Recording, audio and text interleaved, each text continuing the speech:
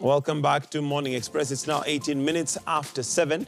This is The Way It Is, where we look at what has been happening politically the last week and possibly also over the weekend, and also project on what we should expect in the days to come.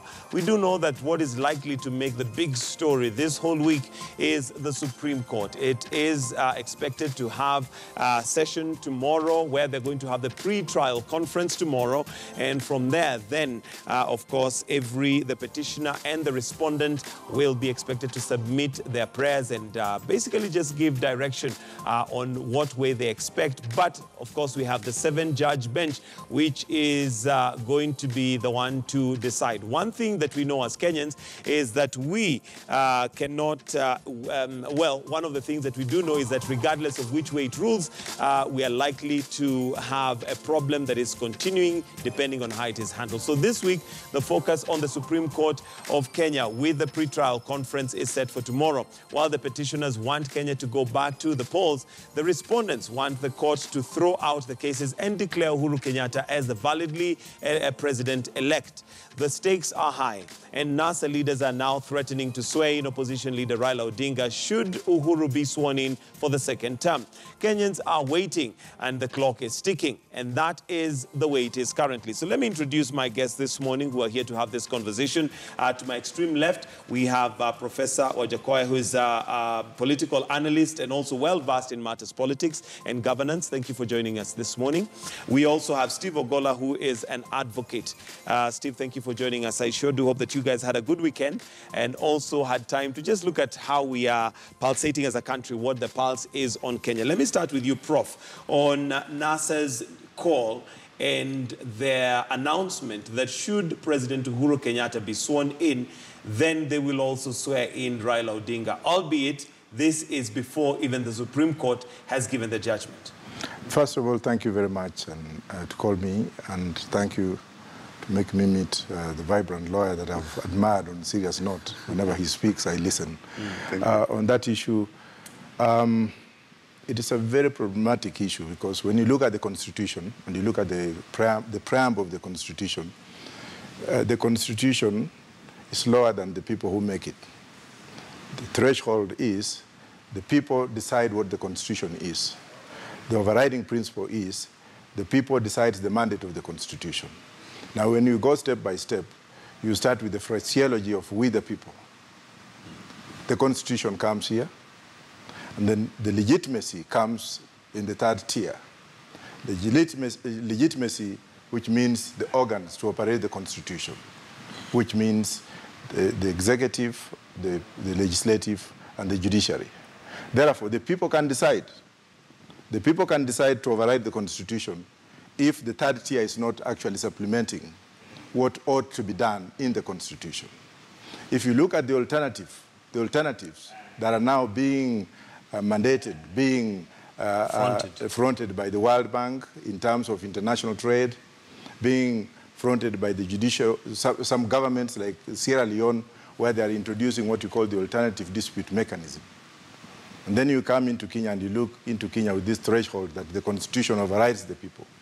Then that is a debatable issue. However, if we come into the Constitution to see the social contract between the people and the Constitution and how the euphoria comes in to bind the liturgy of the Constitution and the people, then what's an overriding interest here? Thirdly, if you come in, and sorry to go too much into academia, if you come in and look at the recent occurrences with the Supreme Court, where judges have been seen to be manipulated by the executive without reasonable cause, reasonable justice, where a Deputy Chief Justice bodyguard was shot and her phone taken away. What happened to that silence when she came out and she said, she issued a statement of what might have happened to her? What happened between the core ruling class and the pronouncements that came thereafter that put judiciary into a system of abeyance? Therefore, it is like the segmentation that has been created after the first presidential election and the nullity of that election calls to question as to why people may not have an interest, may not have faith, may not have credibility And therefore, if they come up and they say, we are now overriding the Constitution through Article 1B of the Constitution, then that can work. But when you come to the rhetoric part of the right-wing mentality, the red line, as we call them, who say you must go by the Constitution, you must go by the Constitution, then there is a problem here. So, okay, so what danger do we put ourselves in, given that there are those, like you say, in the red line, who maintain that we must go by the Constitution, and if we are to go by the Constitution, and depending again on how the Supreme Court rules, it'll give us direction, then that is what you'd call a predictable path, because the Constitution has already declared which way it would go. However, we have now another group that's coming up and saying, because we have no confidence and faith in the institutions that are supposed to oversee this predictable path, we are now coming up with another path that is not in the Constitution. Isn't that a danger? I think, as I said before, it is the people who decide what the Constitution is. And if you look at Article 1B of the Constitution, and you look at the preamble, which is actually an overhead of the whole Constitution, from Article 1 going down there, it is actually supplementing the preamble, we the people. We the people, the manifestation of the people. Now, if we the people format can come in and say, we are stepping on this Constitution. And if you look at those who are now beneficiaries of the circumstances, on which we call red and green light apathies, the red coming in and saying, we are likely to benefit from this, and therefore we have to let's stick to the Constitution. Since Prof has provided the intellectual stimulus, allow me also to pontificate briefly on the social contractarian conceptualization of the theory and institution of governance, and break it down to Kenyans for what it is, and in the context in which you operate. People who understand the order of governance in the context of the Constitution, the fact that you have a Constitution basically means that you've been organized as a group to operate under a known framework. That is what it means. Now, when you're organized as a group to operate under a known framework, i.e. the Constitution, you also acknowledge that you will find solutions within that framework. So you're not allowed to innovate outside that framework. So when you look at, when you argue on the preamble of the Constitution, which is for sure provides the inspiration on which the rest of the articles of the Constitution are supposed to be interpreted, what it does mean is this. The preamble of the Constitution itself says, we the people acknowledge the supremacy of the Almighty God and hold the Constitution as binding, which means that the structures created under the Constitution is what will work for us. And the provisions of the Constitution as they are, in as much as you want to interpret them holistically and also broadly, you can't interpret the Constitution so broadly as to displace the Constitution itself. I think the nuances around governance. So in short, what it means is this. We have an option as a country to choose whether we are under the Constitution or not.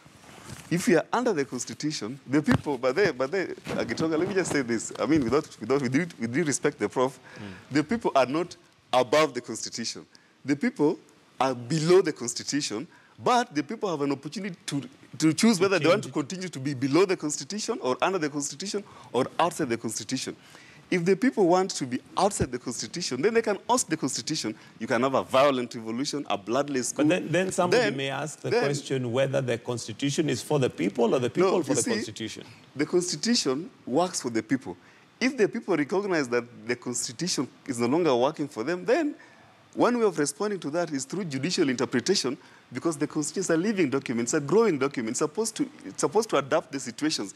If we reach a level where the Constitution is no longer able to adapt to a situation, then we may change it. That's why amendment is there. If we reach a level where interpretation or amendment still cannot get us the level we want, then we may overhaul it. All right. So you see, the context is this. The moment you decide to look for solutions outside the Constitution, in short, what you're saying is that we don't want to be constituted again. Now, if you don't want to be constituted under that social contract, the Constitution, then what you're saying is this. We want a forum that then now allows us to create another document. Now, the key beneficiaries of that Constitution, the key officers, will tell you that, especially the judiciary, will tell you that, okay, fine, if you want to change this constitution fundamentally so that it changes its design and form, the way we did to the 1963 constitution as amended, is that we can now have a General Assembly to look at the constitution. That's now the bloodless approach to amending the constitution. But you can also have a violent attack on the constitution where, let's say, NASA refuses to recognize institutions under the constitution and takes power, takes power by ways that are outside the constitution. Then what they do, they have an opportunity then to decide whether they want to reestablish the constitution as it was before, or they want to create a new one. So what I'm privileging is this within the law. The constitution clearly exhibits some weaknesses. Now, some of those weaknesses are now manifesting in this election period. Let us decide as a country whether we want to strengthen those weaknesses through judicial interpretation, number one, or number two, through amendments to the Constitution, or number three, through a violent oust of the Constitution. All right, Prof. But away from that, because that was just a preambular response, he pitched the argument up there, and I'm also well prepared in issues of governance. Let me look at... sorry, go ahead. I just wanted now to make a question so that we can come to it together. Your question, which I think Prof sort of did not do justice to it fully, but I'm sure he'd have an opportunity to respond to it. The thing is this. Gitonga, there is an indecent attack. There's an indecent attack on the Constitution. There is an indecent attack on the judiciary. There is an indecent attack on key officers under the Constitution. We must decide, now that you have a court process that is ongoing, might we be careful to slow down on the attack on the judiciary? You know, if the judiciary is in the process of making a decision, it's a very solemn period in this country, and you are continuously delegitimizing that judiciary. You know, it's easy to delegitimize IBC even as it continues to perform its work, but it's very reckless and irresponsible to delegitimize a judiciary that's about to sit. Because what you're doing, you're setting up a space for refusal of non-acknowledgement of that outcome. The moment people don't believe that they can go to court and get solutions there, where else are they going? Okay. Gitonga, that is the question. All right, Prof. I think my friend is now agreeing with me holistically. Let me respond, or let me make the following comments, because I'm not going to respond much because he has answered it accurately in a way. Let's not look at Kenya domestically. Let's go outside the box and look at what has happened with the constitutions outside. Elsewhere. Let's start with the so-called apartheid constitution in South Africa. Did it have any legitimacy? If you looked at the judges in South Africa who are upholding apartheid, was it legitimate? Did ANC come out to attack the legitimacy of that constitution? Let's look at Dred Scott case in the United States, where a section of the U.S. became independent and freed slaves. A section of the U.S. refused to free slaves and refused to become independent. Dred Scott was sold in an area where they had been freed and where slaves had been freed, and the case went to the Supreme Court of the United States, and it validated that slaves were not citizens of the United States. That was the U.S. Constitution. You are looking on it as a document which is binding. Binding when there is illegitimacy, as my friend has said. Let's shift the goalpost to India, and let's look at the subaltern studies in India, where the Supreme Court in India came out and denounced the Constitution in 1972 in the case of Bhagwati, where there is Kerala versus Kesavananda versus Bhagwati versus Kerala, where the Supreme Court judge himself came out and said that if the Constitution is not followed properly, appropriately, and to the letter, then any decision made by the executive in violation of the Constitution will be stayed. There, at least, the Supreme Court was working, and that was the birth of what we call the social active litigation, which has become public interest litigation in the United Kingdom. Now, where the executive threatens the judges in broad daylight, pronouncements of statements accusing the judiciary, what kind of faith do you have? What would the people look at and fall back on when they see it in broad daylight, that there is an onslaught on the judiciary? Okay, but having said that, there's an onslaught, a verbal attack. I haven't finished. Okay. Although I want us to try and contain it so that we can also look at other things. But okay, finish. Yes, and look at the law of nature. Let's look at the theories of law. Let's look at Aquinas. Let's look at God. And in the preamble of the Constitution, they say God first. What does Aquinas say in theory? He says that when there is, you can help me here, when there is a contradiction between natural justice, natural law, and people-made law, which one becomes supreme? And therefore, I'm not trying to accuse or to make accusatory statements on what is going on. I'm trying to legitimize, if at all it's true, with the people in the preamble. But in the alternative also, as my learned colleague here said, if you have been bound together by a social contract document, you cannot actually come and tear it into pieces when there is a process. In which case, I don't think whether NASA brigades are doing the right thing. They ought to have gone through the same mechanisms that they agreed to be bound to. All right. Just to tie up that conversation in a manner that can benefit viewers who may not be familiar with these complex arguments, the thing is this. The reason why we have a constitution is because we agreed to be bound by it. You get? The constitution is not a static document. It's supposed to work for our benefit. You know, advancing the welfare and well-being of every Kenyan. And it also presupposes that key office holders will also be co-opted in that vision, the transformative vision that the Constitution is supposed to improve the welfare and well-being of Kenyans. If, however, and I've said, we realize that there's a problem with the Constitution, there are three pathways. Two within the Constitution, one outside the Constitution. We have to choose. The two pathways within the Constitution is that we go to the courts. The court will interpret the Constitution in a manner that to allow some reasonable adjustments to respond to that scenario. And I said even before that this issue of holding an election in 60 days, although cast in the Constitution, is not cast in stone. Through judicial interpretation, that date could be moved, but nobody moved the court. So the court did not vacate the election date, you get? But had there been an exceptional circumstance, Gitonga, you see, the thing is this. The law is not removed from common sense. Neither are judges immune to reason. That is how they are able to innovate and create opportunities to allow the Constitution to flourish. Number two, if we can't rely on judicial interpretation all the time, the Constitution provides a detailed framework for amendments. There are amendments that Parliament can just enact. There are amendments that must be taken to the people through a referendum.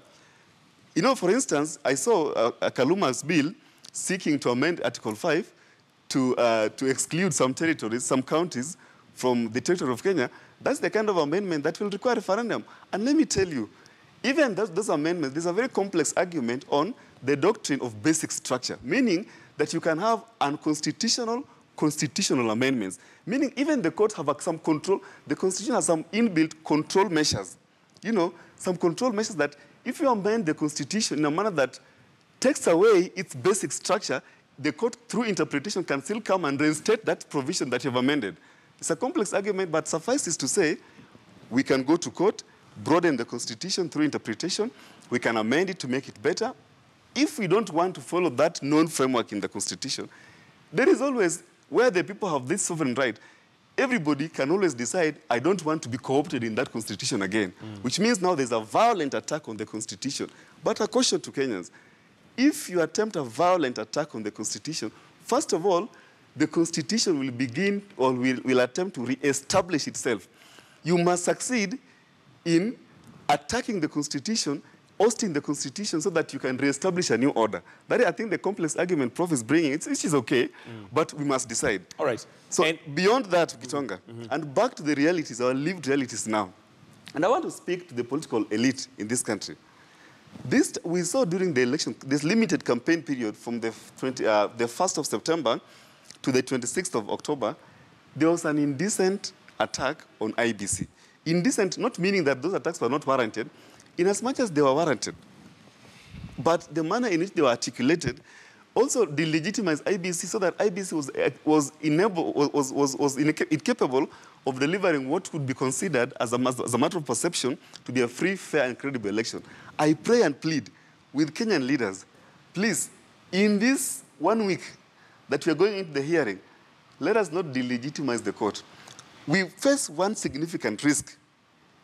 If we imagine that the court will give us a solution, we are getting it wrong. All right, all said and done. to basically bring we need a this complementary home, mechanism to bring this home. Yes. Are we going out of the Constitution with declarations? For instance, NASA has said that they do not recognize the president right now. He's illegitimately in office. Secondly, they say should President Uhuru Kenyatta be sworn in, they will swear in Raila Odinga. Is that outside the Constitution? Are there dangers that we have? Very simply. Yeah, what I would like to tell Kenyans is this. Let us also be able to identify what is political rhetoric. I would like to downplay the intended consequence, because, see, nobody knows the mind of man except the Lord. So what these people are saying, it could be that it's just political rhetoric. Because, you see, NASA has filed a detailed response to this petition. So they're also indicating that they're willing to be bound through that, by that process. One way of knowing for sure, with certainty or definitive, that NASA is now is now looking for solutions outside the Constitution, they would have refused to even file responses to this petition. So I think how I would like to, the approach I would privilege is this. There is what politicians say in rallies, like NASA saying, we will swear in Raila. You see, it could just be to generate a crisis so that people listen to them. Jubilee can listen to them. But it could be that they are actually serious. If they are serious with that kind of posture, then I'm afraid to say that posture offends the Constitution. All right. It is not in the Constitution, and it will be the strongest signal that NASA is surely determined to go out of the Constitution, to find other solutions. But for now, we can't say that definitively. It could as well be political rhetoric, just like Jubilee also said, we don't elect Wakora, but now they're in court defending this election. All right. So it could be that politicians, Kenyans, where our politics get it wrong is this. They don't transition, they create a crisis, they don't transition us out of that crisis, then they leave us debating what they meant. What they meant. When they're able to transition themselves into court, when both parties are in court, NASA is in court, Jubilee is in court, both of them had equal opportunity of saying, listen, we don't want to be in that court process.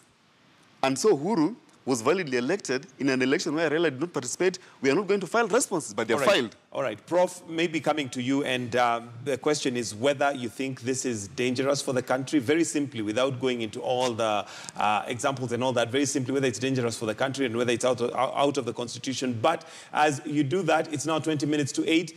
We're going to open up the phone lines, and should you have comments that you'd like to contribute towards the conversation, or maybe a question or a comment, do let us know. The phone lines are now open, and the phone number is now being displayed on your screen as Prof, you let us know your thoughts on whether this is a danger that Kenya is getting into, and whether the politicians mean it or not is not for us to decide. But I think it is prudent for us to prepare for worst-case scenario. Should that not just be an empty threat, what are we facing? It is not an empty threat, and it's very dangerous.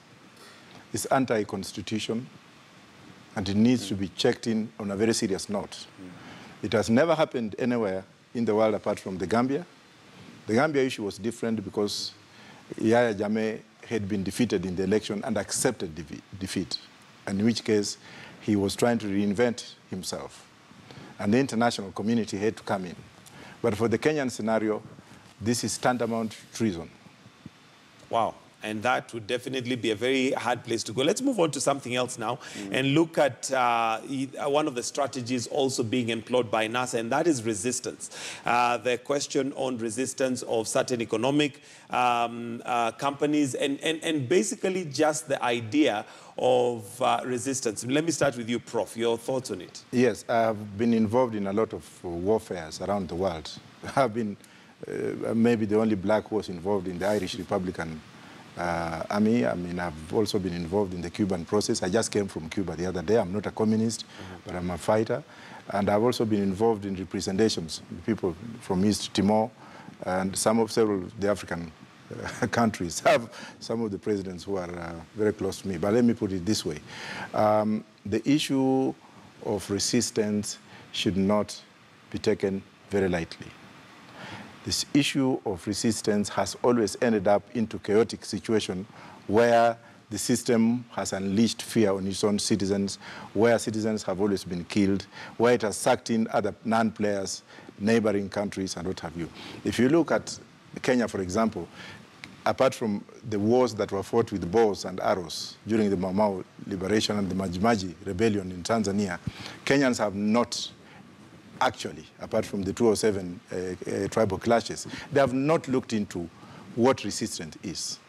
If you look at what happened recently in Nyanza, where young men and women, an unemployed lot came out with stones to confront people who are armed. What if you give them arms? But let me go to the point that you asked. The issue of economic boycott is sabotage. Nobody, even in the United States, when there was economic recession in terms of the motor vehicles, automobile companies were going down the drain, especially the Ford in Michigan. When Obama took over, the first thing they did was to restore, was to consolidate the Congress and appropriate funds from the central government to actually bail out those companies that were going down. Now, if you get a country where one section of the people are coming out to attack on the prevailing circumstances, on companies that are actually operating to improve the cost of living and GDP in the country in terms of also giving employment, and then a leader comes up and says, we boycott this, we boycott that, that is wrong. It is fundamentally wrong. If I may also say that some of these leaders own companies in the country. The East African spectrum, for example. If somebody came up and said boycott from buying gas cylinders, those that East African spectrum is helping to put food on the table, as well as third-party interests like banks who are giving loan, the employment opportunities, that is wrong. Leaders who agitate for economic decline in a country should not... One Prof might argue that it is a cost that we Kenyans would have to bear for us to have legitimacy, for example, and following the Constitution as per the letter. That is true, but why become selective? Some of these members of parliament who are agitating for that are earning money from the government. Why also not tell the government we are not going to go for that salary? Who is paying for those taxes? Look at the taxes that companies that are affected are paying the country. Safaricom, for example, had to lay off how many employees, if at all it goes through? 2.5 million employees. Look at the M-Pesa transactions. Look at recoiling of the economy. Look at people who earn money, like my old mom in Busia. I always have to send her money through the M-Pesa. What alternatives will be there? I think we have to look into that. Steve, do you think then it is, first of all, one, selective, and secondly, is it a cost that maybe Kenya should bear? It's a cost of democracy, one might say. I think what is incontestable is this, that as we had noted before, NASA and Jubilee, both of them are capable of manipulating the Constitution for their own partisan benefit. What we are seeing now, this boycott, there's Frederick Douglass, a civil rights activist in the US, once said, power concedes nothing without demand. It never did, it never will. So NASA, they have some targets, and they know that putting them politely on the table will not yield the necessary. So they are innovating, using the Constitution as the point of departure, and then escalating the crisis. That's why it is very prudent. I think it's very, let me just put it this way, Kitonga, it's very unwise for Uhuru Kenyatta to ignore opportunity for dialogue. They should reach out to each other as quickly as possible. I mean, this is not even something that is open to debate. You see, because of the nature of our politics, Kenyans' politics... But Steve, let me pause you there. When you talk about the opportunity for dialogue, we have both ends of the political divide giving terms and conditions for dialogue, which either way, either side is not willing to listen to the other with those conditions. So really, is there an opportunity for dialogue? Two issues. The first one is this. Both NASA and Jubilee Gitonga have shown us that they have the ability to operate outside the Constitution. They know that they think the political elite in this country somehow, strangely, believe that the legal processes, they can be immune to the legal processes. So we can go to the Supreme Court, present our case there, but if the outcome is not favorable, we have an alternative parallel approach. Whether it's in the Constitution or not, we deal with it. That is the kind of approach that the political elites have shown us. You see, in this country, because politics is organized along ethnic lines and Kenyans are excessively ethnic, it's very difficult for a Kenyan to come out and say, call out their leaders, and say, no, no, no, no. To this level where you've reached, actually now you are outside the Constitution. You see these two political formations, Gitonga, NASA and Jubilee, they are very intelligent lawyers. They cannot tell the country that they don't know that some of these postures are outside the Constitution. They know. They know very well. They know it's wrong to delegitimize the court. They know it's wrong to demand elections 90 days when the Constitution says if there's fresh election, it has been 60 days without amending the Constitution. All these things, it's well known to them, but they continue to manipulate that space so that they see who gives in first. Now, the way forward for me there I see it is this. this issue of economic boycott, NASA, and for sure you can't outlaw it because NASA is able to appeal to their supporters to make a choice. Since the Constitution allows for the freedom of choice, how you choose one service provider as against the is your choice, and now that can ultimately hurt the economy. It's already hurting the economy. But it's something that you can't stop unless there's a negotiation, unless there's a political settlement.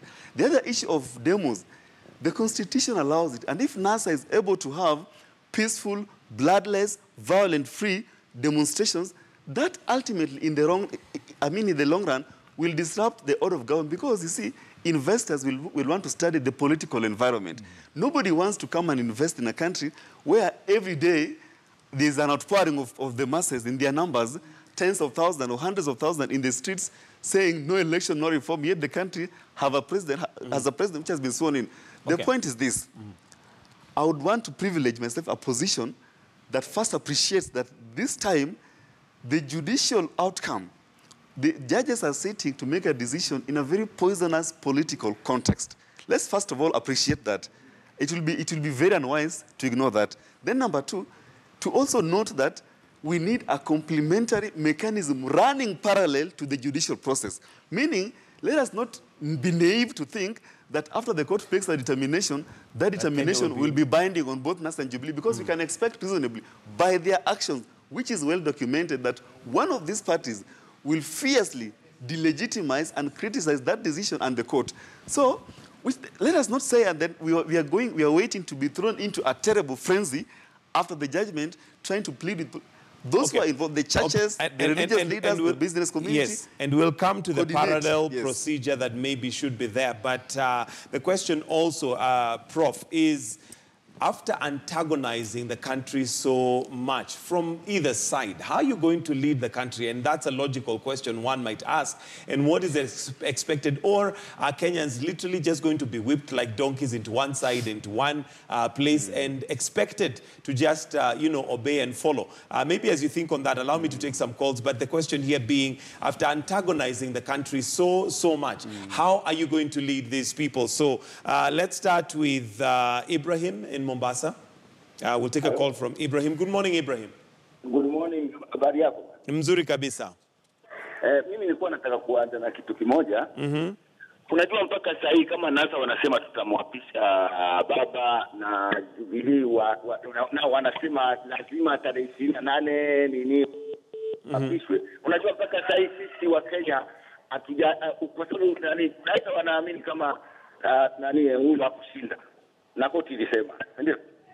Na wanaamini kama baba alishinda. Sasa unajua hapa wote mimi naona katika upande mmoja na NASA wakisema watamwapisha baba ni sawa. Na Jubilee wakisema kwa sababu sasa mpaka sasa wa Kenya atuelewe, kila mmoja anavuta upande wake. Alafu nakuja tena kwa upande wa katiba. Kubadilisha katiba vile NASA wanasema. Kubadilisha katiba ni sawa kama unaona katiba inakufinya ama kama inafanya nini ambapo pale si wako. Hata kama ni nyumba ni yako, ukiona umejenga nyumba kwa pesa mingi sana lakini ikifika mahali inavuja na inakunyeshia wewe, unabadilisha pale ambapo kunanyesha kwa sababu inakunyeshia wewe ambao umeijenga. Alafu kitu kingine nasema mambo ya boycott bidhaa kusema ati lazima watanunua. Unapata kama una mtoto wewe mwenyewe uko na mtoto, lakini ukijua kama ni tajiri na ukijua kama huwa anafanya nini anakuletea anakujengea, lakini ukija ukishtuka mwisho kama ni mwizi utaanza kukataa hizo vitu wewe mwenyewe umemjaa. Sawa, asante Ibrahim. Let's take a call from Sylvia in KABARNET. Sylvia, good morning. Yes, huyu ni Sylvan. Oh, Sylvan. Yes. Yes, Sylvan, endelea. Mimi nataka niseme hivi Michael pamoja na hao wageni.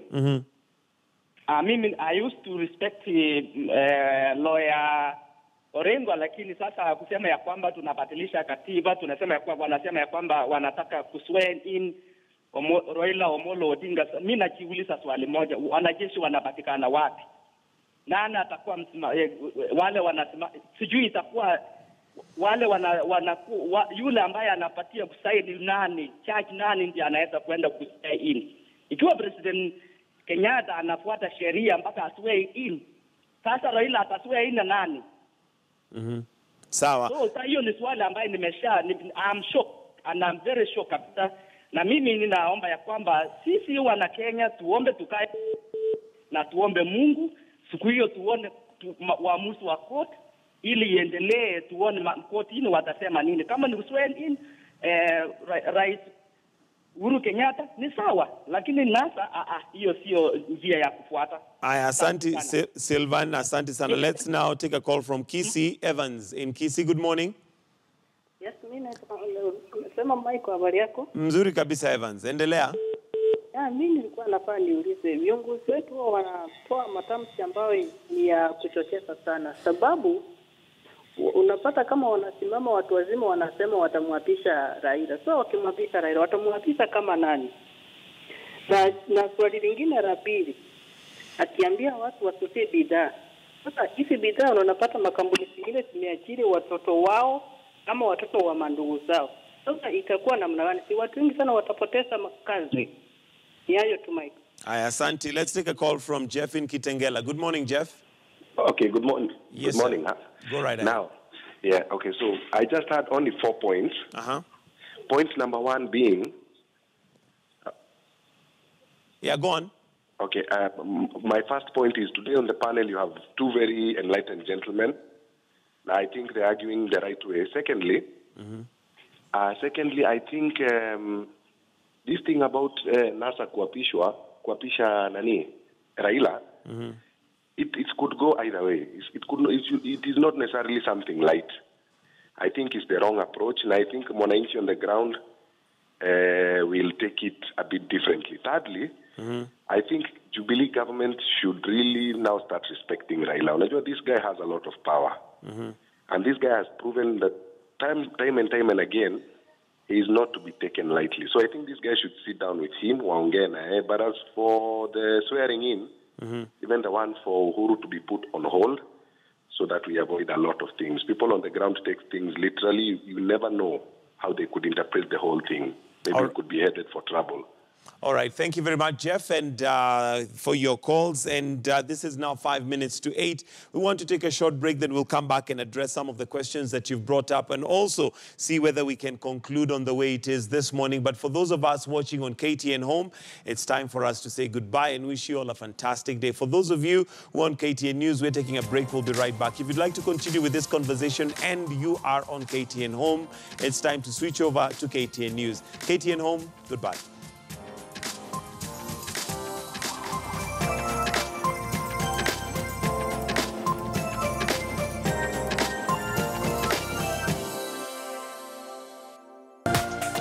This is KTN News.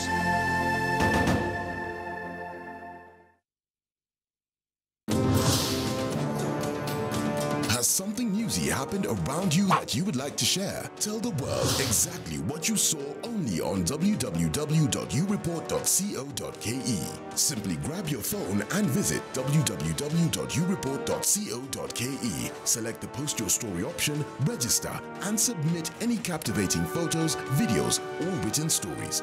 What's more, top submissions will be rewarded every month. See it and report it only on www.ureport.co.ke, Kenya's impartial citizen journalism site.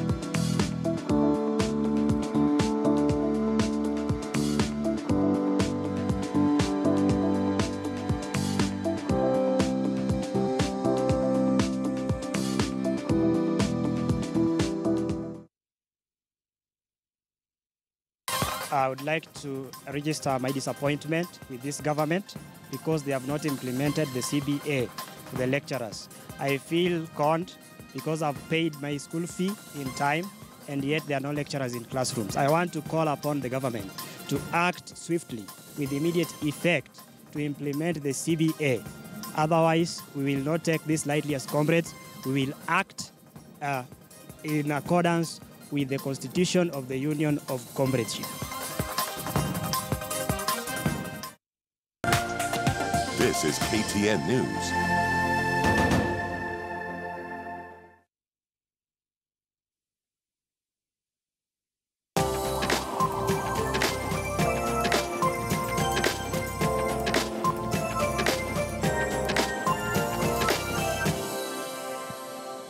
All right, it's now 8 o'clock Kenyan time. It is the way it is. In case you're joining us now, karibu sana. And a quick reintroduction of my panelists this morning as we look at and weigh in on matters politics. We have Professor Wajakoya, who's with us in studio, and Steve Ogola. And basically, before we took the break, we took a few calls and a few concerns were raised. I'll start with you, Steve, on Jeff. Jeff, first of all, compliments to you that he said enlightened guests who are basically giving a conversation that we should be having as a country. Then the fact that he brought in that Raila's authority should not be downplayed. There should be respect of Raila Odinga, and of course by virtue of NASA and those that he is leading. And your thoughts on that, but also whether it is being downplayed or it is just a matter of political posturing that we have both leaders putting their backs to the wall for, well, their gain, whether it is political or what they believe as their ideology for the country. First of all, let me just restate again for purpose of our viewers the predictable pathway in the Constitution so that we can know whether this is just political posturing and we don't put emphasis on it or not. After the Supreme Court determination, there are only two outcomes. Either the court upholds the election of Uhuru Kenyatta or the court invalidates the election, in which case we go back to another election in 60 days. That is the predictable pathway. If the court upholds the election, Uhuru is sworn in within 7 days from the date of determination. Now, when he's sworn in under Article 142, he's sworn in to serve a term of 5 years. Now, this is where now the conversation must come in. I agree with Jeff. Uhuru should not, and I'm sure he's not so naive to think that just because the predictable pathway will lead him to the swearing in and a term of 5 years, he should then just ignore Raila, what Raila is saying. Remember, the other aspect of political legitimacy, there's a critical constituency that does not believe in his election or his presidency, although the law now says he's president, if he's confirmed by the court. He will need, as a matter of urgency, to then craft a formula of ensuring that there's a framework of inclusion. First of all, trying to map out what is it that NASA cares for and what are these issues, how can they be incorporated? I think Raila has said many times, but we keep on neglecting that aspect. It's a very important statement Raila has made. This is not a matter of life and death for him. He says the presidency is not a matter of life and death for him. That's a huge investment going forward, which means that Uhuru can reach out to him and create a formula, whether it's a constitutional amendment, to sort of to create a position for, for these political leaders that are important, positions that does not kill the opposition, because that would be unconstitutional also. We can, once we are done with the court process, we'll then map out how to innovate within the challenges we have, the political challenges, and find solutions within the Constitution. Now, the possibility of Raila being sworn in, I think for me, for now, I want to downplay it. The reason why I want to downplay it is not because I'm naive, but because it's possible that you can give NASA the benefit of doubt now, because they are also part of the legal process. It could be that their strategy, unexplained or undisclosed strategy, to pile pressure on the court. That you see, when you sit there to make a judgment knowing that if your judgment is influenced by external forces, then we can swear in Raila. That could be part of the political posturing, but it is not beyond NASA to also climb down after the judicial determination and say, okay, fine, we agree. Okay. Let's have solutions within the Constitution. All right, Prof, and as we look at that question or the concern that Raila's influence should not be downplayed, but secondly, both leaders, or let me say our leaders, have antagonized the country and continue to antagonize the country when we look at their statements, when we look at their posturing, even as we wait for the Supreme Court to rule. The question being, either way, how will they then govern a country that is already so polarized? First of all, there's an issue of extremists from the NASA side and the sycophants from the Jubilee side. These two groups are the ones making life unbearable for both the president and the former prime minister. It's high time that both parties looked at the extremists and sycophants who would do nothing to maintain the status quo, who would do nothing to go in and say, no, Nusumukati. I've been holding debates on television with some of these members of parliament from both divides, and when you listen to them talk, you just feel like you want to walk out and never to come back in that studio again. And as a result of that, I also refused to go to a studio, a certain studio house, to give an interview because I realized that the person who was coming was an extremist. Extremist views from the NASA side and sycophantic leaders in Jubilee. These are the people who are causing this mayhem. Hardly a day would pass without hearing statements that are so detrimental to those who would come in and initiate dialogue. The church has come out very clearly. The church has said, the Anglican Church has said, that we need dialogue. We need the president to consider those who have been left out. It's not an issue of winners all. Winner, we take it all, and loser, we lose it all. In the United States, when Obama was running with Hillary Clinton, they were fighting like what have you. But once one won, he welcomed the other one into the fraternity. And the Americans continued with their daily life. Right now, you'll find out that Kenya is not standing. I will not want to have a passport when I leave Kakamega to go to Nyeri. I don't need to go and see my grandchildren in Coast because I am from the other side. People should take this very seriously. But at the end of the day, Raila should also not to be taken very lightly. This man has fought. This man has been in prison. And some of these agitators who are agitating of non-Nusumukati were born yesterday. They don't know the struggle that people have gone through this country. Absolutely. All right, let's wind up as we'll... There's something important the Prof has said, which I just want to develop a little bit. If you look at the Constitution, it seeks to promote liberty, equality, liberty, and fraternity. You see, that fraternity, togetherness, brotherliness, is what is now under attack. And that's why you're saying, why are political leaders antagonizing Kenyans? You know, Kenyans really don't care, for sure, who sits at the presidency. In fact, even the Constitution itself has dispersed and demystified the presidency itself. The allure and prestige that was the presidency before 2010, it's no longer the same presidency that we have now. We have the Constitution that significantly takes away the powers and spreads it across the judiciary, parliament, constitutional commissions, horizontally and vertically between the national government and county governments in terms of division of resources.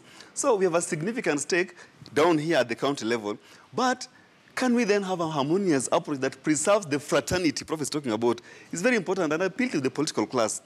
Even as you do the posturing, also give us a formula of transitioning out of that, because sometimes what the politicians say is not necessarily a hard stance position, it's just posturing for that moment. But you know, it's an imprint in it's part of our imprint in our minds, and we think that that is what we should carry on as what sort of the position that the predetermined position by political actors.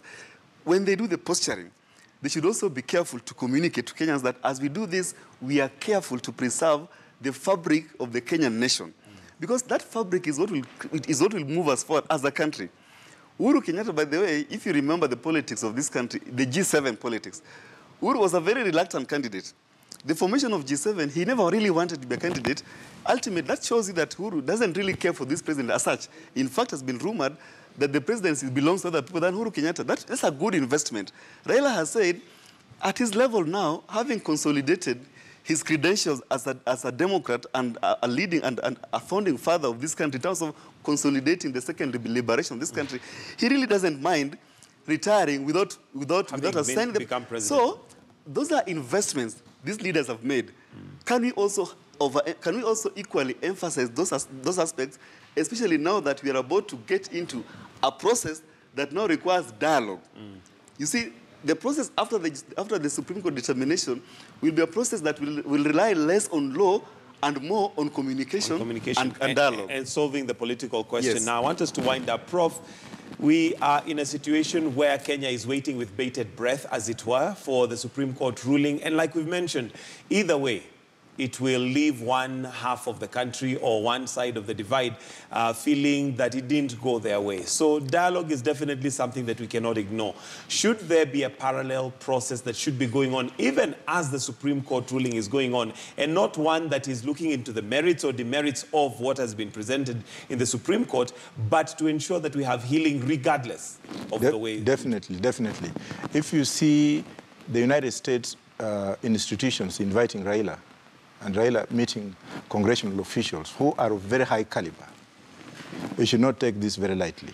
That means that the image that has been there before, where the West came in to say that the elections were fair, and then only to retract after the High Court, the Supreme Court ruling, I think there should be some kind of parallel negotiations ongoing. Because I remember during Moi's time, I was an officer in the intelligence, and Moi was one of the best when it came to negotiations. He had his own way of doing things, and that's why we didn't have all these issues that are coming, even though people disagree with me on that. But some of the issues that were there, issues that were so much on national security, they were put at abeyance. So there should be national alternative dialogue.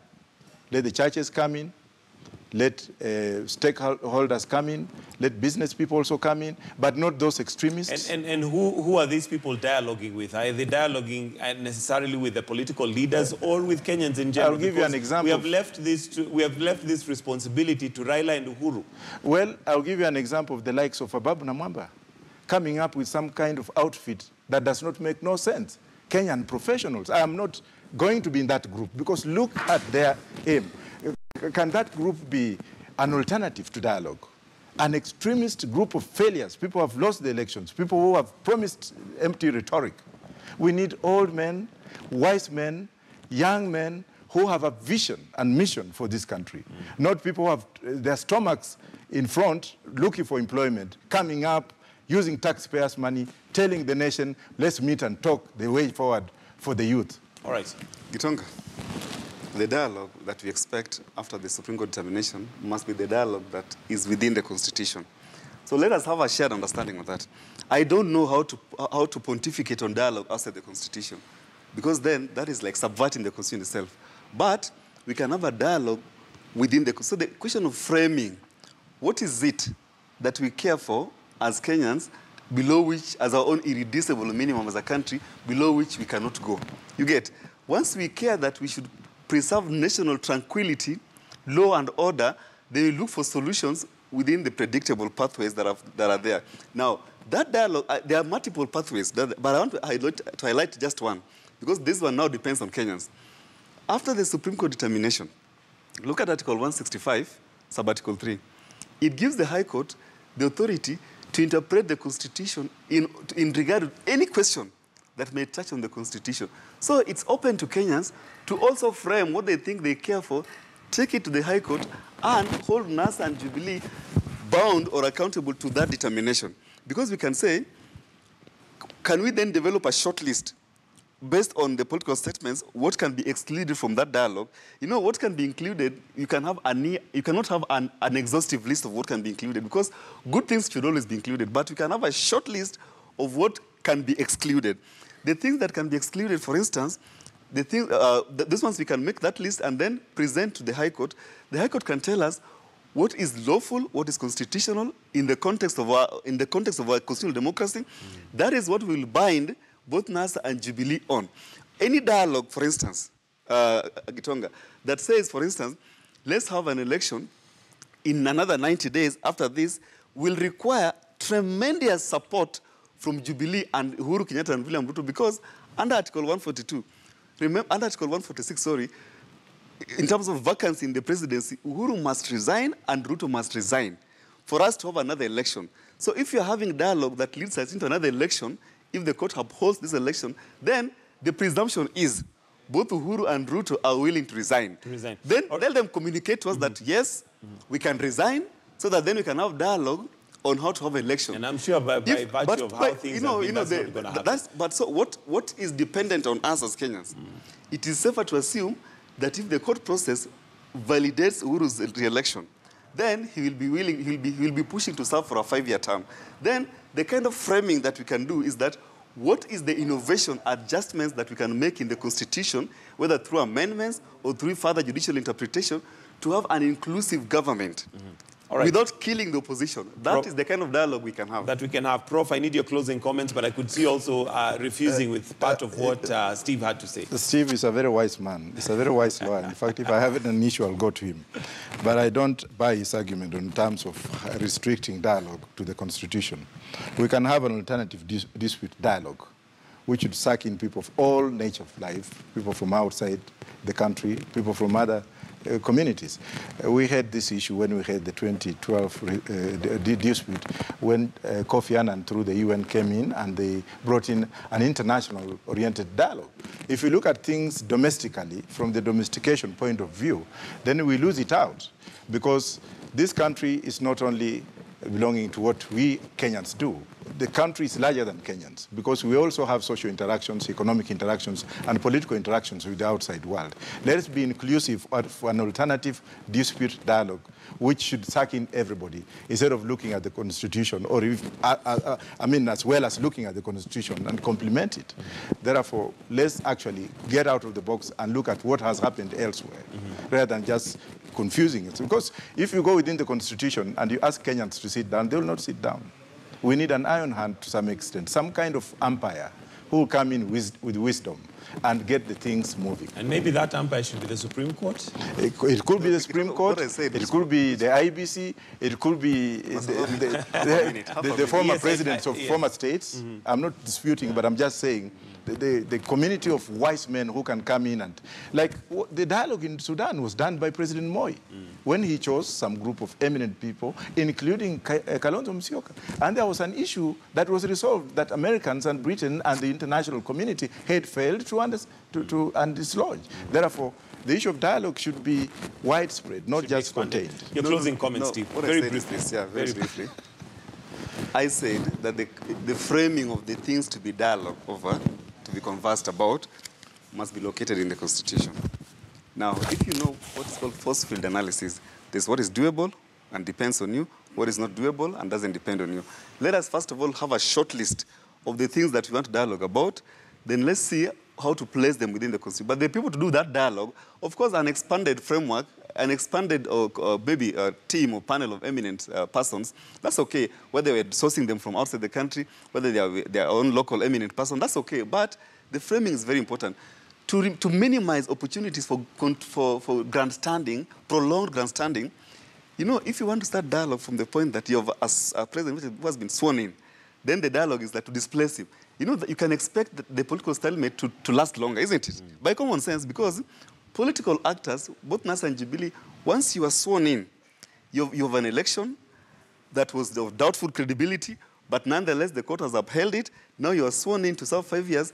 Let me tell you, to have a dialogue that will have Uhuru and Ruto resign voluntarily, that might be a Herculean task to achieve. But if they are willing to go that way, as we are happy, you know, if you surrender your right to serve for a 5-year term and say, let's go to an election. For instance, in Nyeri, Governor Kahiga, the incoming governor, could as well decide, well, I have a right to be sworn in. I don't want to be sworn in. Let Nyeri people decide afresh. But to have the kind of dialogue, and I saw a bit of posturing, that kind of posturing in Nyeri, where some politicians were saying, Governor, the incoming governor, the incoming Kahiga, what you do? Resign. You know, had he said, I'm not going to resign, it would have been an unnecessary stalemate. They saw the wisdom and said, let him be sworn in, let us then have a conversation. The question of framing is very important. All right. Then the last thing, let us find an approach that does not disrupt national unity, does not disrupt national tranquility, because if this country collapses, because, you know, peace is very fragile, the rule of law is very fragile. If it collapses, Gitobe, it is you and I that will suffer the most. You know, the political elite, they have the opportunity and the ability to relocate outside this country and leave us suffering here. So let us We're do the the ones who have framing. nowhere to go. And that's why I Gentlemen. said, even the courts, in terms of framing, if there's a framing that is not within the law, the court can also bring us back.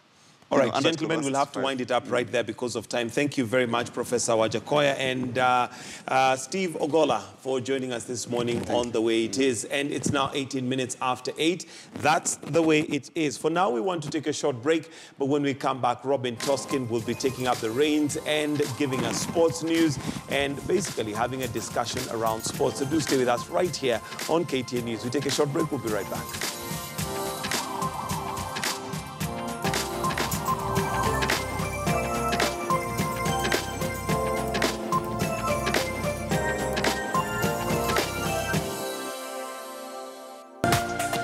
This is KTN News.